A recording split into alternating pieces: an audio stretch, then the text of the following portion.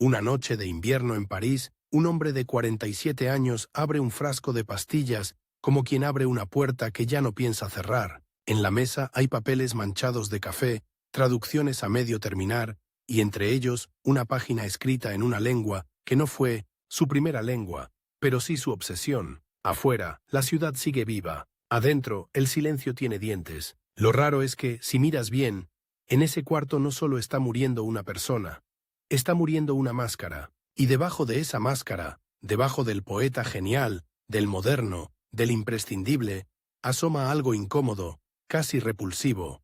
Una idea del mundo hecha de desprecio, de provocación y de heridas que él mismo se abría para ver si todavía sangraba. Y aún así, esa misma mano que se destruye es la que empuja al euskera hacia un lugar donde no estaba. Esa contradicción, fascinante y asquerosa a la vez, es el corazón de John Mirande. Nació en París, el 11 de octubre de 1925, hijo de una familia suletina emigrada. Gente del País Vasco francés que había ido a buscar trabajo y futuro a la capital del siglo, a la ciudad de las luces, que también sabe ser la ciudad de las sombras. El niño crece con un doble techo sobre la cabeza, el techo real del apartamento familiar y el techo invisible de una identidad a medias, porque para muchos él no será lo bastante vasco por vivir lejos y hablar primero en francés, y para otros no será lo bastante francés por tener apellidos que suenan a frontera, a montaña, a lengua rara. Esa tensión lo educa sin pedirle permiso. En el París de entreguerras y posguerra, la vida no es una novela elegante. Es supervivencia, es mirar los zapatos para evitar la mirada de la policía, es aprender pronto que el mundo puede volverse brutal en cuestión de días. Mirande crece viendo cómo Europa se parte la cara, cómo las banderas cambian, cómo la gente se vuelve ideología, y ahí aparece la primera pieza de lo oculto. Él aprende desde joven que las ideas no son solo pensamientos, son armas. Y cuando llegue el momento, él también querrá una. No es un niño de campo con boina y caserío, es un chico de ciudad, de pasillos, de tranvías, de bibliotecas. Y si hay algo que lo salva, o lo condena, es el hambre de palabras, no un gusto, un hambre. Aprende idiomas con una facilidad que parece insultante, se mueve entre lenguas como quien prueba llaves en una cerradura hasta dar con la que abre el cuarto prohibido. Esa facilidad le da poder, y también una peligrosa sensación de superioridad, una de esas superioridades que no se ven, pero se huelen. Años después se dirá que dominaba más de una docena de lenguas, y esa cifra no suena a talento, suena a refugio, porque cuando alguien se encierra en idiomas, a veces no está buscando comunicarse, está buscando esconderse. A los 20 años, cuando la mayoría de la gente apenas está decidiendo qué hacer con su vida, John Mirande hace una elección que parece absurda desde fuera e inevitable desde dentro. Decide aprender euskera, pero no como quien aprende algo útil, lo aprende como quien se pega fuego para comprobar si el dolor es real. Y aquí está la primera escena clave, la que marca su destino. Él vive con sus padres, y a partir de ese momento se empeña en hablar con ellos en euskera suletino, casi como un ritual doméstico. Imagina el comedor, la rutina de la familia, la ciudad al otro lado de la ventana, y en medio, una lengua que no es la lengua del Estado, ni la lengua del trabajo, ni la lengua prestigiosa, sino la lengua íntima, vieja, terrosa, que trae olor a valle aunque estés rodeado de piedra parisina. ¿Lo hace por amor? Sí. ¿Lo hace por identidad? También. Pero en Mirande el amor nunca viene solo. Viene con veneno, porque su relación con el euskera no será tranquila ni devota.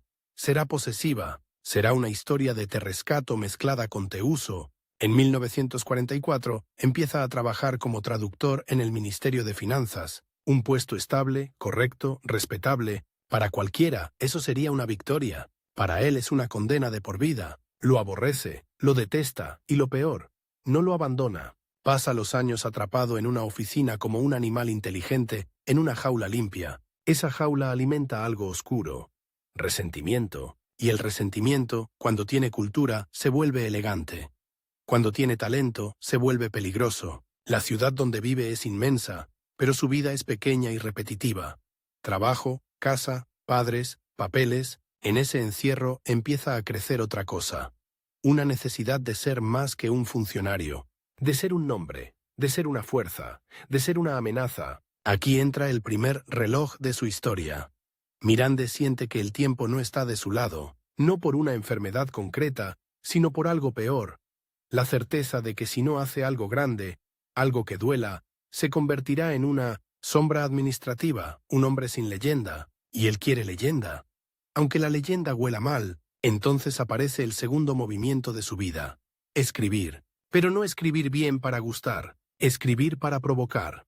Escribir para meter el dedo en la herida colectiva y girarlo. Empieza publicando y colaborando en ambientes culturales vascos que desde lejos parecen unidos, pero por dentro están llenos de moral, de control, de censura. No solo censura política, censura social, religiosa, comunitaria. Hay editores que deciden qué se puede decir en nombre del pueblo, y Mirande, desde París, desde la distancia, desde su aislamiento, siente el impulso de hacer exactamente lo que no se debe, y ahí se ve lo oculto de su carácter. No solo quiere ser escritor, quiere ser el escritor que te obliga a apartar la mirada, mientras tanto viaja. No se instala en el País Vasco, su base sigue siendo París. Viaja por Bretaña, Inglaterra, Irlanda, Holanda, Alemania, Dinamarca, como si buscara en otras orillas una confirmación. La idea de que los pueblos pequeños pueden ser grandes si se aferran a su esencia, le atraen las literaturas minoritarias, los bordes, los idiomas que sobreviven a mordiscos, se conecta con el mundo celta, aprende, se hace académico de lengua bretona, es como si coleccionara periferias para construir un centro propio, pero aquí hay una grieta venenosa. Esa fascinación por lo originario y lo antiguo no se queda en lo cultural. En Mirand deriva hacia una visión pagana y feroz del mundo, alimentada por lecturas que, en otras manos, pueden ser filosofía, y, en las suyas se vuelven cuchillo. Nietzsche, Spengler, la idea de decadencia, la nostalgia de un pasado mítico precristiano, la palabra clave es pureza, y cuando alguien pronuncia pureza con demasiada pasión, conviene dar un paso atrás, porque Mirande no se queda en el anticristianismo como rebeldía literaria, su pensamiento se vuelve racista, antidemócrata, antisemita, y llega a coquetear de manera explícita con el nazismo. Esto no es un matiz desagradable, es una mancha central, y lo oculto aquí no es que nadie lo supiera, quienes lo leían, lo veían, sino que durante años se intentó separar al poeta del hombre, como si el arte pudiese lavarse las manos, pero Mirande no permite esa limpieza. Sus textos, su tono, su forma de provocar, todo lleva su huella moral, y aún así, y esto es lo insoportable, su calidad literaria, su modernidad estética, su potencia verbal, obligan a muchos a mirarlo aunque no quieran. Desde joven, su pluma se convierte en un reto para los editores, le rechazan textos, le piden que suavice, le piden que se calle, y cada no lo vuelve más agresivo, más consciente de que el verdadero escenario no es el papel, es la comunidad. Él está peleando contra un nosotros que considera hipócrita, y su forma de atacar es escribir como si escupiera. En esos años participa en revistas de la diáspora y del mundo cultural vasco, a menudo lejos de la propia tierra. Es importante entender esto. La cultura vasca del momento está atravesada por la guerra reciente, por el franquismo al sur, por la fuerza social de la Iglesia, por debates internos sobre tradición y modernidad, y Mirande, desde París, entra como un visitante sin modales, con una antorcha en la mano, no se siente cómodo con el nacionalismo moderado, tampoco con el marxismo. Se coloca en una posición incómoda, casi contra todos, y esa soledad ideológica alimenta su estilo. Escribe como si estuviera rodeado de enemigos, incluso cuando lo admiran. En este punto, en la sombra, comienza a gestarse el conflicto que lo perseguirá como una obsesión. La necesidad de ser el escritor, que define el futuro del euskera moderno, antes de que otro lo haga, porque en el mundo literario vasco, la modernidad no es un premio, es una batalla por el alma de una lengua. ¿Para qué sirve el euskera? ¿Para rezar? ¿Para cantar lo antiguo? ¿Para resistir? ¿Para hacer literatura europea, moderna, peligrosa? Mirande quiere una respuesta radical, que el euskera sea capaz de mirar a Baudelaire, a Poe, a Kafka, a Lorca, y no bajar los ojos. Traduce, reescribe, importa sensibilidades, quiere injertar la estética europea en una lengua que muchos tratan como una reliquia, pero esa ambición tiene una trampa. Si él logra modernizar la lengua desde la provocación, alguien más joven, más cercano a la realidad social del País Vasco, podría modernizarla desde otra ética. Y eso, para Mirande, sería una derrota, no solo artística, una derrota existencial. Todavía no ha aparecido en escena con nombre propio su gran rival, ese poeta de Bilbao que será símbolo de otra modernidad, otra manera de ser vasco, otra manera de escribir desde la calle y no desde el exilio interior. Pero el terreno ya está listo. Mirande lo intuye como se intuye una tormenta. No la ves, pero el aire cambia. Él, por ahora, sigue encerrado en su doble vida. Funcionario de día, incendiario de noche, y esa doble vida crea el tercer elemento oculto, la necesidad de control. En la oficina obedece, en la literatura manda, en casa vive con los padres, casi sin romper el cordón. En el papel se inventa una libertad que en su vida cotidiana no sabe ejercer sin destruir algo, y entonces, justo cuando empieza a ganar presencia, su propia comunidad le lanza un mensaje que lo marca. No eres aceptable, no por escribir en euskera, eso lo respetan, sino por lo que trae consigo. Su paganismo militante, sus provocaciones, sus posiciones políticas repulsivas, en un entorno donde muchos referentes culturales aún están ligados a estructuras religiosas y morales. Mirande es un cuerpo extraño, este choque lo vuelve más extremo. En el fondo, su infancia y juventud no son una historia de superación, sino de acumulación, de lenguas, de rencores, de ambición, de soledad, y esa acumulación, como un depósito de gas, solo necesita una chispa. La competencia, porque Mirande no quiere simplemente escribir, quiere ser imprescindible, y esa necesidad lo empuja hacia el tipo de literatura que no busca aplausos, sino poder, literatura que incomoda, que provoca asco y fascinación, que se te queda en la cabeza como un mal sabor, y por eso no puedes olvidarla. Cuando termina la década de los 40 y se asoma a los 50, ya está claro que John Mirande no va a ser un autor amable, va a ser un problema, un talento que muerde, un poeta que abre puertas hacia lo moderno, y al mismo tiempo arrastra sombras morales que nadie quiere tocar, y mientras él avanza, sin saberlo, el reloj de su vida ya está corriendo hacia un final abrupto, no porque vaya a morir pronto, aún faltan años, sino porque su mente ya está construyendo la idea de la cuenta atrás.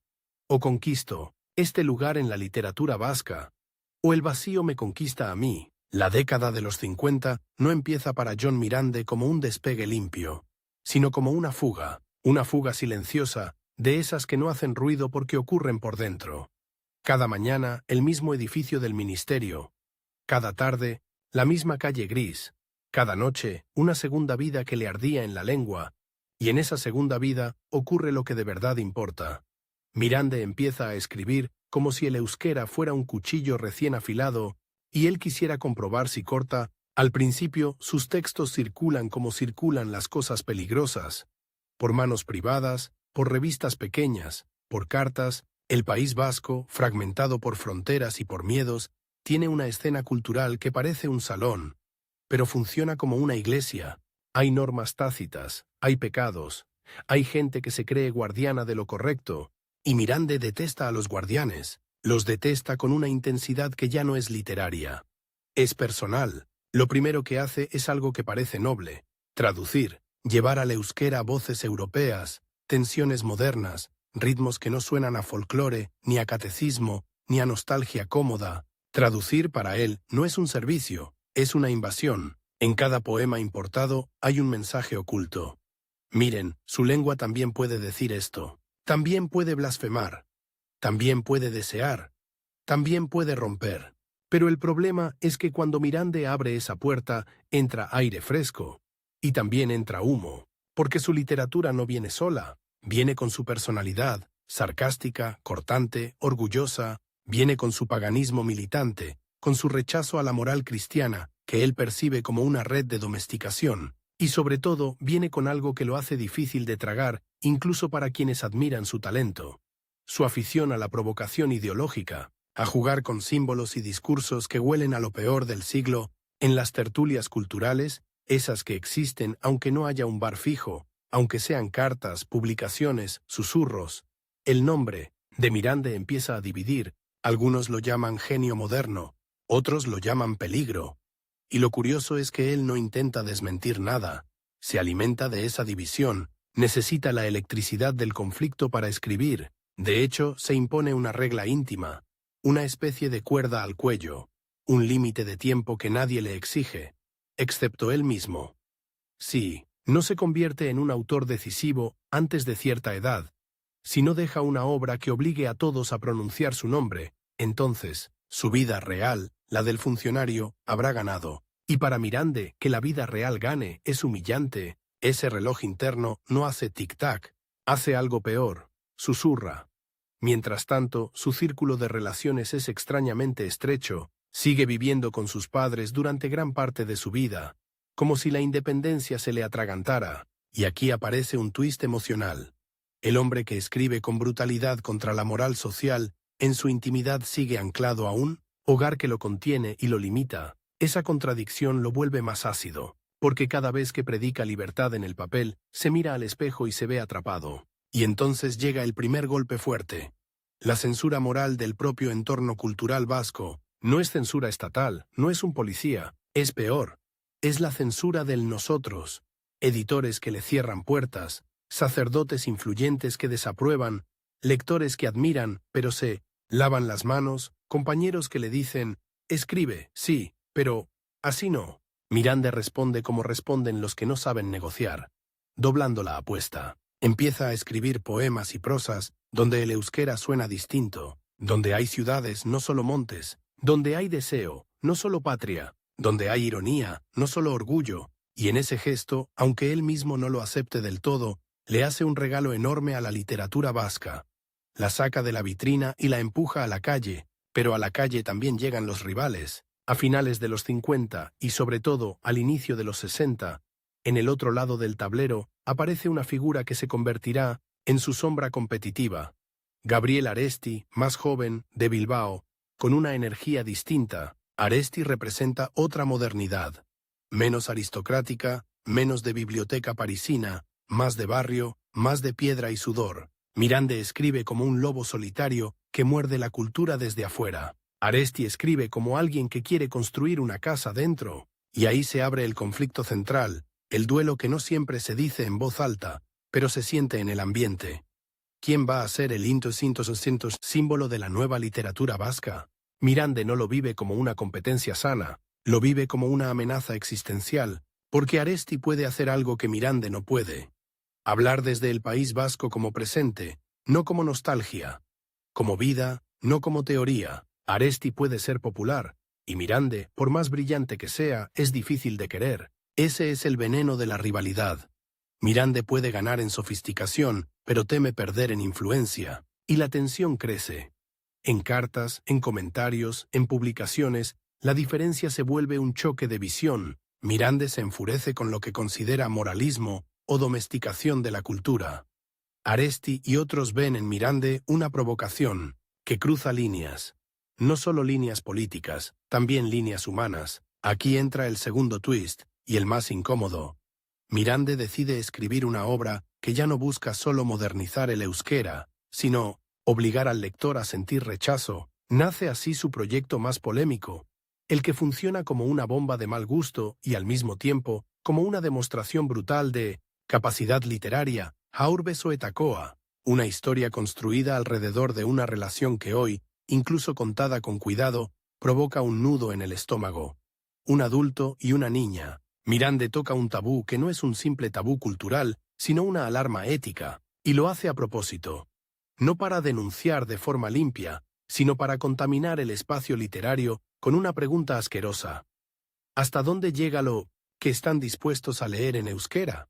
Es una decisión que divide para siempre su figura, porque a un lado están quienes dicen, esto es inaceptable, al otro, quienes, incluso rechazándolo, no pueden negar el impacto.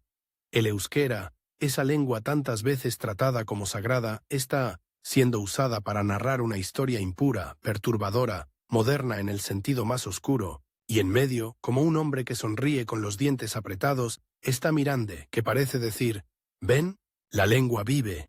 La lengua puede decir lo que ustedes no quieren escuchar, pero el precio es alto. Con esa obra, Mirande se coloca en un lugar del que ya no se vuelve el autor del escándalo, Y lo que al principio le daba poder, provocar, empieza a convertirlo en rehén de su propia fama. El entorno cultural se tensa, hay puertas que se cierran con más fuerza, hay silencios que pesan. Y, como si la vida quisiera subrayar la ironía, Mirande sigue yendo cada mañana a su trabajo de funcionario, como si el mundo literario, en llamas, fuera solo un sueño nocturno. Esa doble vida lo desgasta, y aquí aparece el elemento del tiempo, ya no como un objetivo, sino como una amenaza física.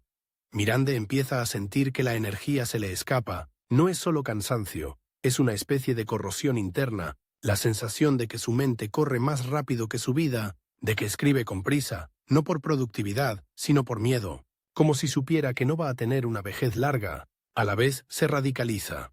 Su paganismo se vuelve más que estética, se vuelve identidad, su desprecio hacia ciertas corrientes políticas y sociales se endurece, y eso, en un mundo europeo todavía traumatizado por la guerra, es dinamita, no una dinamita abstracta, una dinamita con nombres, con heridas frescas, con gente que ha perdido familiares. Mirande, a veces, parece escribir como si esas heridas fueran materia prima para su pureza ideológica, y eso provoca algo inevitable. Incluso quienes lo respetan empiezan a apartarse. La soledad, entonces, deja de ser una pose romántica y se vuelve una habitación cerrada por dentro, y en esa habitación la rivalidad con Aresti crece como un eco, porque Aresti avanza, publica, gana presencia, se convierte en voz de una modernidad que no necesita el escándalo moral para existir. Aresti, con su fuerza de construcción, empieza a ocupar el espacio simbólico que Mirande quería dominar. Mirande lo siente como una humillación, no porque Aresti sea mejor en todo, sino porque Aresti tiene algo que Mirande ansía desesperadamente: pertenencia. Mirande moderniza desde la frontera y la herida, Aresti moderniza desde el centro vivo de la gente, y ahí Mirande comete su error más humano. Cree que la única forma de recuperar terreno es ir todavía más lejos, ser todavía más duro, todavía más imposible, todavía más provocador. Así, sus textos se vuelven un campo minado. Belleza verbal mezclada con sarcasmo, con violencia simbólica, con ideas que repelen. El lector avanza como quien camina por una playa y de pronto pisa algo viscoso, y esa mezcla genera exactamente lo que Mirande quería desde el principio: satisfacción por encontrar lo real detrás del mito cultural, interés por ver hasta dónde se atreve, y un asco que no se olvida. Pero hay una consecuencia que él no controla. Cuando conviertes tu obra en un desafío moral permanente, terminas rodeado de dos tipos de gente: los que te odian y los que te usan como ejemplo de lo que no debe ser, y casi nadie se queda simplemente contigo. La segunda mitad de los 60 se acerca como una marea, y la vida de Mirande se vuelve un triángulo que se cierra. Oficina, escritura, aislamiento, cada lado empuja al otro, y el reloj interno, ese pacto silencioso con el tiempo, empieza a sonar más fuerte, porque ya no se trata solo de ser recordado, se trata de sobrevivir a su propia mente. Y cuando un hombre escribe como si estuviera en guerra, tarde o temprano necesita un enemigo visible. Para Mirande, ese enemigo tiene rostro, tiene generación, tiene otro estilo y otro futuro. Aresti y la modernidad que no depende de él. La pregunta que queda colgando en el aire, justo antes de que la historia cambie de ritmo, es simple y cruel. ¿Puede Mirande ganar una batalla cultural sin perderse a sí mismo en el proceso? El problema con John Mirande es que cuando por fin encuentras el centro de su talento, te das cuenta de que el centro está manchado, y aún así, brilla. Esa es la trampa. A partir de los años 60, Mirande ya no escribe para entrar en la literatura vasca. Escribe como si estuviera dentro con una antorcha, decidido a incendiar lo que considere falso, y ahí empieza su etapa más intensa, la que se siente como un sprint largo, imposible, donde cada texto parece escrito con el pulso de alguien que no tiene paciencia, porque intuye que no tiene tiempo. Su rutina se vuelve extraña y casi cinematográfica. De día, el funcionario, el hombre que firma papeles con tinta seca, que escucha el rumor metálico de la burocracia, que ve pasar horas sin historia. De noche, el otro, el traductor clandestino, el poeta que se sienta con una lámpara pequeña, como si la luz pudiera delatarlo, y abre libros en varias lenguas como quien abre cajas fuertes. A veces hay café frío, a veces hay tabaco, a veces hay silencio, y dentro del silencio un zumbido de rabia. No es la imagen romántica del escritor bohemio en un café, es más inquietante. Es un hombre disciplinado por una jaula, que usa la literatura como la única rendija para respirar, y en esa rendija hace algo fundamental. Moderniza el euskera desde la práctica, no desde un discurso, no diciendo hay que modernizar, sino obligando a la lengua a correr. Le exige ritmos nuevos, imágenes urbanas, sarcasmo, sensualidad, violencia psicológica, donde antes la frase vasca podía sonar a rezo o a refrán, Mirande la fuerza a sonar a cuchillada breve, a pensamiento incómodo, a deseo sin permiso. Su método de trabajo parece un laboratorio. Lee una página en francés, otra en inglés, otra en alemán. Toma notas como un químico. Prueba equivalencias. Se enfurece cuando una imagen no entra en euskera. No se conforma con traducir el sentido. Quiere traducir el impacto. No busca fidelidad piadosa. Busca potencia. Y cuando no existe una palabra, hace lo que hacen los que aman una lengua de verdad. La empuja a inventarse. Ahí está uno de sus mayores logros, y uno de los más ocultos porque no hace ruido. Mirande demuestra que el euskera no es solo una lengua para conservar, sino una lengua para atacar el mundo. No sobrevive en sus textos, actúa, pero ese logro viene acompañado de una consecuencia. Al darle al euskera capacidad de decirlo todo, también lo convierte en vehículo de su propio veneno ideológico, y esa mezcla vuelve su obra como un vidrio brillante con sangre por dentro. En paralelo, su rivalidad con Gabriel Aresti deja de ser un murmullo y se convierte en una presión constante. Aresti gana presencia pública, se vuelve referencia, conecta con lectores que no viven en la burbuja de los círculos cultos. Mirande, desde París, lo observa como quien mira desde una ventana un desfile que esperaba protagonizar, y esa observación lo cambia por dentro, porque Mirande no es solo ambición, es orgullo, y el orgullo, cuando se siente desplazado, se vuelve crueldad. Empieza a escribir con un tono aún más cortante, como si quisiera que cada poema fuera una prueba. Esto es modernidad, esto es valentía, esto es literatura, y detrás una idea desesperada. Si no me reconocen, no es porque yo no sea grande, es porque ellos son cobardes. Ese pensamiento lo protege y lo aísla. Aquí llega un twist que define su proceso creativo.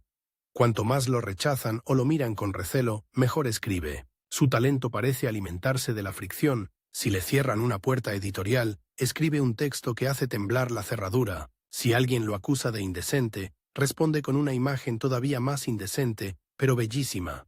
Como una flor nacida en un cubo de basura. El problema de ese mecanismo es que no puede durar para siempre. Es como vivir a base de adrenalina. Te hace rápido, pero te rompe. Y Mirande empieza a romperse por dentro. No es un colapso repentino, es una degradación. La sensación de que está en guerra con su propio tiempo, su límite interno, ese acuerdo secreto con la vida, se vuelve más preciso. Ya no es antes de cierta edad, es antes de que el cuerpo y la mente me fallen. Empieza a dormir peor, a sentir más fuerte el peso del día, a mirar el futuro como un pasillo que se estrecha, y aún así, produce. Lo que más impresiona de esta etapa es cómo combina dos impulsos opuestos, el del artesano y el del provocador. Puede pasar horas puliendo una frase como si fuera un reloj suizo, y después usar esa frase para decir algo que a muchos les revuelve el estómago. Es como si su mano derecha construyera un instrumento finísimo y su mano izquierda lo usara para dar un golpe bajo. En el fondo, su obra se vuelve una batalla por la autonomía del arte. Mirande quiere una literatura vasca que no pida permiso a la moral colectiva. Quiere que el escritor no sea un servidor de la identidad, o de la religión, o de la corrección. Y en esa intención hay algo genuinamente liberador, pero él la lleva con una agresividad que termina contaminándola. En su mesa de trabajo se amontonan textos, poemas, traducciones, relatos, cartas. Las cartas, especialmente, son como sus venas. Por ahí corre su pensamiento sin maquillaje, ahí se ve su lucidez y su crudeza. Habla de literatura como quien habla de estrategia militar, habla de enemigos, de cobardías, de decadencias. A veces parece que no está discutiendo un verso, sino un destino, y esa visión estratégica lo empuja a un objetivo claro: dejar una obra que no se pueda ignorar, una obra que obligue a todos, incluso a los que lo detestan, a admitir que el euskera ya no puede ser solo lo que era. Por eso, su trabajo más polémico no queda como una anécdota, sino como un símbolo. La literatura vasca ya no está a salvo, y ese no estar a salvo es para Mirande la prueba de que está viva. Pero el costo psicológico crece. En los años 60, Europa vibra con cambios sociales, culturales, políticos, nuevas generaciones, nuevas músicas, nuevas luchas. En el País Vasco también cambian cosas. Surgen movimientos, se endurecen conflictos, aparecen otras formas de compromiso. Mirande, sin embargo, no encuentra su lugar en esos cambios. Su ideología no encaja con los progresismos emergentes, su paganismo no encaja con los viejos conservadurismos, su elitismo cultural choca con la popularidad de otras voces, es un hombre que quiere ser central y se vuelve cada vez más lateral, y esa lateralidad lo envenena con una idea. Estoy solo porque soy más lúcido. Es una frase peligrosa, porque suena a triunfo, pero es una antesala del abismo. En la rivalidad con Aresti aparece otro detalle clave. No es solo competencia por prestigio, es competencia por el relato. ¿Quién define qué significa escribir moderno en euskera? Aresti lo define desde la colectividad. El pueblo, la calle, la piedra, la injusticia visible. Mirande lo define desde la estética. El derecho a ser oscuro, cruel, filosófico, sexual, blasfemo. Esa diferencia podría haber sido enriquecedora si ambos mundos se hablaran, pero Mirande no sabe dialogar sin morder, y cada mordida lo deja un poco más solo. En esta etapa, su escritura se vuelve más negra en el sentido psicológico. Hay más destino, más fatalidad, más imágenes de hundimiento, y aquí entra un elemento visual que lo persigue. El agua oscura. París tiene ríos y canales, tiene puentes y noches húmedas. Imagínalo caminando con el abrigo cerrado, mirando el reflejo de una farola en el agua como si fuera una moneda caída. A veces el agua parece prometer descanso, a veces amenaza con tragárselo. Lo que resulta impactante es que pese a todo, Mirande no se apaga de inmediato. Al contrario, su potencia verbal alcanza un filo impresionante. Hay textos donde su euskera suena como metal golpeado. Duro, claro, moderno, es ahí donde sus enemigos se quedan sin excusas. Aunque lo desprecien, no pueden decir que escribe mal, y eso irrita aún más a quienes querrían borrarlo. Entonces ocurre otro giro cruel. Empieza a darse cuenta de que la fama que desea, si llega, no llegará limpia, llegará manchada. Lo recordarán como el genio, y como el escándalo, como el modernizador, y como el moralmente tóxico, y esa anticipación lo desespera, porque él quiere controlar su propia leyenda, pero la leyenda nunca obedece, y el reloj del tiempo vuelve con más fuerza, se siente en pequeñas cosas, en una copa de más, en una mañana con la cabeza pesada, en una tarde en la oficina donde el aire parece más denso, se siente en su manera de escribir, más urgente, más tajante, como si cada poema fuera una nota clavada en la puerta del futuro. No me olviden. En algún punto, el competidor ya no es solo Aresti. El competidor es el olvido, y el olvido es peor porque no tiene rostro. Aún así, Mirande logra algo que pocos consiguen. Crea un estilo Mirande, una textura, un modo de sonar, un modo de incomodar. Y esa marca personal hace que, incluso cuando lo rechazan, no puedan evitar referirse a él. Hay una escena mental que resume su logro.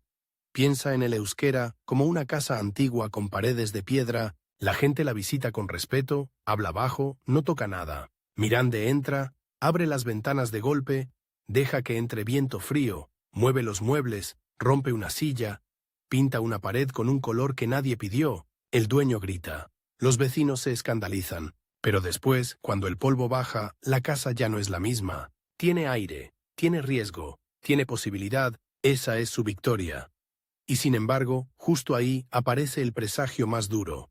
El cuerpo de Mirande ya no acompaña al ritmo de su mente, hay algo en él que se desgasta, como si el motor estuviera acelerando con el depósito vacío. Empieza a pensar, quizás sin decirlo, que su vida no tendrá una salida lenta, que su historia no terminará con una jubilación tranquila o una reconciliación con la comunidad. Su historia, siente, terminará con un golpe. Y esa sensación se filtra en su literatura como un olor. El último gran twist de esta parte es que Mirande, que tanto combate el moralismo, empieza a ser devorado por su propio tribunal interno. No es que se vuelva bueno o arrepentido, es peor, se vuelve consciente de su contradicción, de su necesidad de ser admirado por una comunidad a la que desprecia, de su deseo de pertenecer a un nosotros que él mismo hiere, de su modernidad estética, que en ocasiones parece depender del shock como un truco, y a la vez es auténtica. Esa conciencia es un tipo de dolor, y en ese dolor, su rivalidad con Aresti adquiere un matiz casi trágico. Mirande se da cuenta de que, incluso si Aresti fuera eliminado del mapa cultural, aún así, él seguiría teniendo un enemigo imposible. Su propia incapacidad de vivir con calma, su propia tendencia a convertirlo todo en duelo, su propia necesidad de escupir para sentir que existe. Con esa tensión, la historia se inclina hacia el final. A finales de los 60, el Mirande escritor ha alcanzado una cima técnica. Es rápido, punzante, moderno, capaz de elevar el euskera a una intensidad rara, pero el Mirande hombre está cada vez más cansado, más encerrado, más rodeado de sombras que no se despegan. Ya no está solo escribiendo obras, está escribiendo un destino, y el destino, cuando se escribe con tanta rabia, suele cobrar su precio. La última etapa de John Mirande no comienza con un gran anuncio, comienza como empiezan las caídas reales, con pequeños detalles que nadie aplaude y nadie publica, un cansancio que se hace habitual, una irritación que ya no se disimula, una mañana en la que el espejo no devuelve un rostro, sino una pregunta. ¿Cuánto más puedo sostener esto?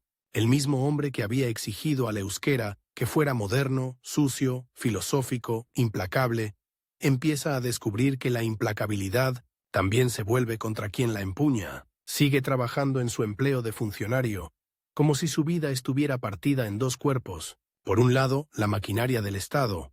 Por otro, la habitación mental, donde cada frase es una pelea, y esa duplicidad, que durante años le dio una tensión productiva, ahora empieza a parecer una condena. Ya no se siente disciplinado, se siente gastado. En esos años finales, la soledad se vuelve más tangible, no es la soledad romántica del artista. Es la soledad del hombre que ha empujado demasiado fuerte, y ahora encuentra puertas cerradas, miradas evitadas, silencios que pesan. El círculo cultural vasco, que ya lo miraba con recelo por su ideología y por sus provocaciones, se vuelve para él un lugar cada vez más difícil de habitar incluso desde la distancia. Y aquí el tiempo se vuelve una cuerda tensa, porque Mirande tiene esa sensación, la ha tenido desde joven, de que su historia no será larga. Esa cuenta atrás íntima se vuelve casi física. No necesita un diagnóstico para intuirlo. A veces basta con el modo en que el cuerpo responde, con el modo en que la mente se cansa, con el modo en que el futuro deja de parecer un territorio y empieza a parecer un pasillo estrecho. Mientras tanto, su rival, Gabriel Aresti, se consolida como figura, no solo como poeta, sino como símbolo de un euskera moderno con otra ética, más social, más colectiva, más conectada con la vida real del País Vasco.